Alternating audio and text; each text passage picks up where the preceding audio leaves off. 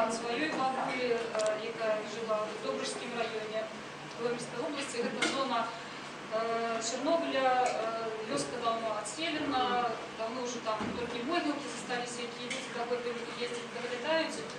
Але дякуючи моїм сябрам, однодумцам з гурта «Варган», ці пісні працюють жити. І жити менавіта так, з тої емоції, з якої напишала Христя. Стою спаде горки, стою спаде горки, дивиться респає,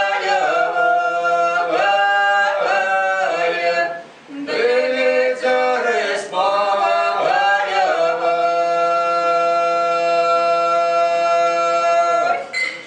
Маті у дочки дає маті уру, одне дає прожить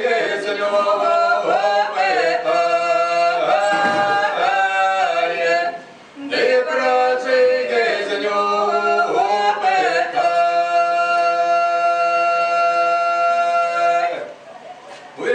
Питає маті, дає питає ро, одна дає широ, гавося, дає широ,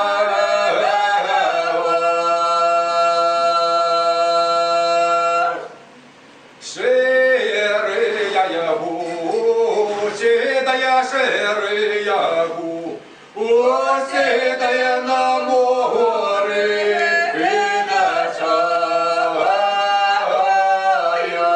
Де на морі начай, я не жимаю, да я не жимаю, а я до сього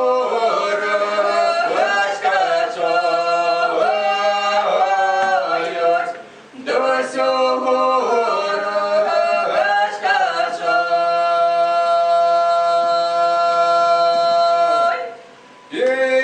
Піршає гора, дає піршає гора, де святруха лікає,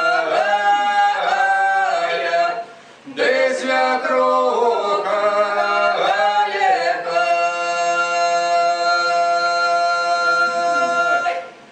Другое гора, дає другое гора, де дитина малая, де дитина малая. Третя